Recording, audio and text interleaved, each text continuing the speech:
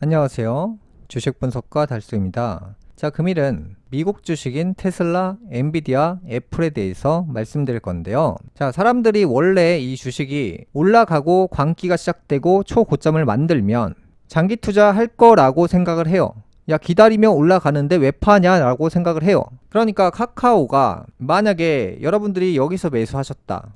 올라가는데 왜 파냐? 라고 얘기를 합니다. 제가 이런 구간이 나올 때마다 항상 말씀드리는 게 광기, 무지성 매매라고 하죠. 팔 준비를 하셔야 된다고 말씀을 미리 드려요. 몇 달 전부터 미리 드리죠. 왜냐면 이 고점이 언제 올지 모르기 때문에 사람들은 멍하니 있다가 안 팔고 나중에 떨어졌을 때 안 팔아서 후회를 하거든요. 평생 반복한 레파토리고 결국 이 주식은 안 팔면 내 거가 아니라는 거예요. 늘 말씀드리는 게 바닥이 있고 허리가 있고 가슴이 있고 머리 꼭대기가 있는데 여기에만 팔고 나와도 잘하는 거예요.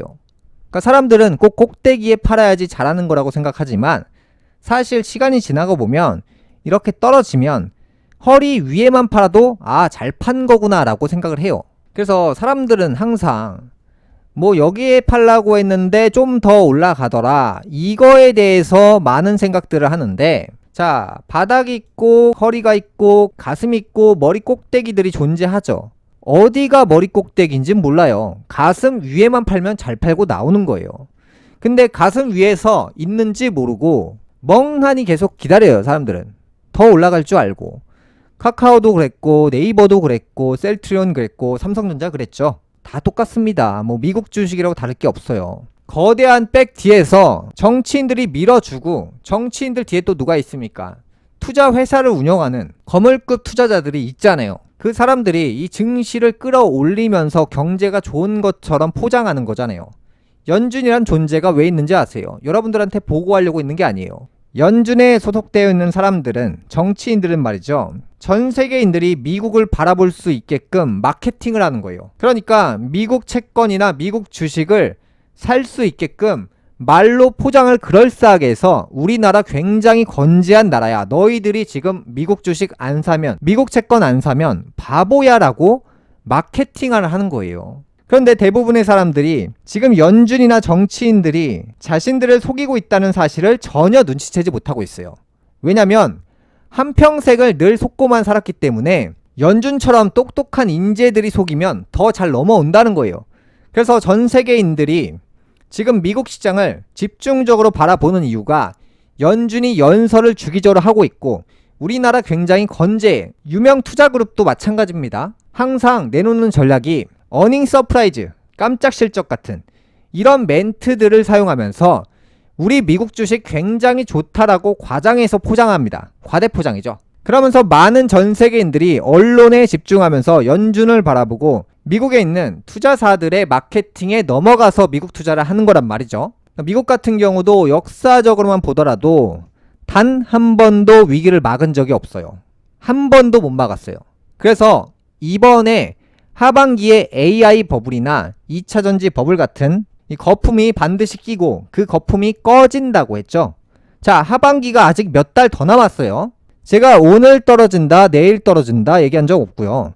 하반기 중에 최고점이 나오고 하락한다라고 했죠. 그래서 항상 말씀드리지만 가슴 위에만 팔아도 굉장히 잘 판 거예요. 사람들은 자꾸 머리 꼭대기에 조금만 더 이 생각들을 하니까 결국에는 패배하는 거예요. 허리 위, 가슴 위에 팔면 굉장히 실력 있는 사람이에요. 예를 들어서 A라는 주식이 100달러까지 찍고 추락을 합니다. 근데 사람들은 항상 100달러에만 팔고 나오려고 해요. 80달러에만 팔아도 굉장히 실력 있는 사람이에요. 어차피 머리 꼭대기는 누구도 못 맞춰요. 오늘 내일 맞추는 거에 집중하는 단타꾼이 되는 게 아니라 전체 그림을 보고 이 종목이 언제쯤 하락하는지 예상해서 팔고 나오는 것도 하나의 방법이고, 늘 말씀드리지만 분할 매도 전략을 항상 쓰시라고 했어요. 3분의 1을 팔던 5에서 10%씩 팔던 이 분할 매도 전략을 사용하지 않으면 절대 못 팝니다. 사람 욕심은 끝이 없습니다. 그래서 이 그래프들을 잘 보시면 딱 이 그래프입니다. 자, 바닥이 1단계고 허리가 2단계고요. 상승기가 3단계고요. 광기가 4단계예요. 자, 여러분들은 항상 매매하실 때 이런 부분들을 주의하셔야 되는 게 3단계에서 고점 가슴 위로 머리 꼭대기까지 요 가는 과정을 맞추려고 하면 절대 못 맞춥니다. 어느 정도 가슴 위가 왔으면 분할로 매도해서 현금을 보유하는 전략도 굉장히 좋다는 거예요. 지금 광기 자리인데 광기인지 모르는 게 현실이에요. 2000년 닷컴 버블 당시에도 아마존이 광기를 내다가 80에서 90% 폭락했잖아요. 그래서 여기서 뭐 샀는데 내가 20% 수익 났는데는 소용이 없는 거예요. 나중에 안 팔면 떨어지는 거예요. 이 주식을 잘 보시면 지금 굉장히 광기란 말이죠. 광기. 미국이 단 한 번도 폭락을 막지를 못했어요. 이번에도 못 막아요. 이미 과거 데이터가 늘 그랬고 이번에도 연준이 나와서 거짓말 치고 정치인들 투자사들이 나와서 늘 거짓말을 치고 있잖아요. 전 세계인들이 다 속고 있는데 저만 지금 혼자서 거짓말이다 라고 얘기하고 있잖아요. 나중에 시간이 지나면 이런 부분은 결국에 다 밝혀지게 돼 있어요. 진실은 절대 거짓말을 하지 않습니다. 진실로 바라봐야 이 시장이 진실이 무엇인지 알 수밖에 없고요. 그래서 정치인들이 언제부터 진실을 얘기했나요? 정치인들이 진실을 말하는 사람은 단 한 명도 없었어요. 근데 그걸 마치 진실이라고 속고 있는 거고요. 미국인들 태생 자체가 거짓말쟁이인데 100년 동안 우리를 속여온 게 바로 미국입니다. 지금도 서학개미들을 망하게끔 유인하고 있잖아요. 하반기부터는 주의하시고 보시는 쪽이 맞고요. 뭐 오늘 내일 올라갔다 여기에 관점을 맞추면 단타를 자유롭게 치시면 돼요. 이 관점을 자세히 보시길 바라겠습니다. 미국 주식은 지금 여기 라인 안에서 올랐니 떨어졌니 요거 하는 겁니다. 2000년 닷컴 버블 당시에도 수년 동안 올랐잖아요. 지금하고 굉장히 똑같아요. 근데 왜 그때 못 막았냐는 거죠. 이 부분은 정말 조심하셔야 돼요. 지금 3단계, 4단계 요 라인 안으로 가고 있는데 요 라인 안에서 이제 폭락이 시작할 때가 있을 거예요. 근데 지금부터 매도 계획을 설계를 해서 언제쯤 내가 전부 청산하고 현금 정리를 할지 이 계획이 없으신 분들은 폭락을 경험할 수밖에 없는 거예요. 그래서 지금은 광기 단계이기 때문에 특히나 주의하시길 바라겠고요. 지금 같은 경우에는 나이키조차도 땡처리를 해야 될 판입니다. 43년 만에 급락한 주가라고 합니다. 나이키 같은 경우는 누구나 집에 전부 다 있잖아요. 중국 수요 문제도 있겠죠. 그러면서 이제 재고가 증가하고 있고요. 43년 만에 주식 가격이 9일 연속 하락하고 있습니다. 1등주는 한평생 몰락하는 과정을 늘 동일했습니다. 이제 우리가 전부 다 소유를 하게 되면 그 가치는 하락하게 되어 있습니다. 지금 같은 경우는 나이키보다는 뭐 아식스나 프로스펙스 같은 매니아적 브랜드들이 성장하고 있고요. 대중적인 나이키 같은 브랜드들은 하락하고 있어요. 앞으로도 하락할 거예요. 주식 같은 경우도 삼성전자 팔아서 포스코 산다, 에코프로 산다. 이런 현상들이 제가 이제 삼성전자는 21년도부터 몰락한다라고 말씀드렸고 실제로 그 이후에 주가가 반토막 됐고 실제로 그 이후에 매출이 폭락했죠. 그 다음에 투자를 하시는 분들도 삼성전자를 파는 분위기가 됐고요.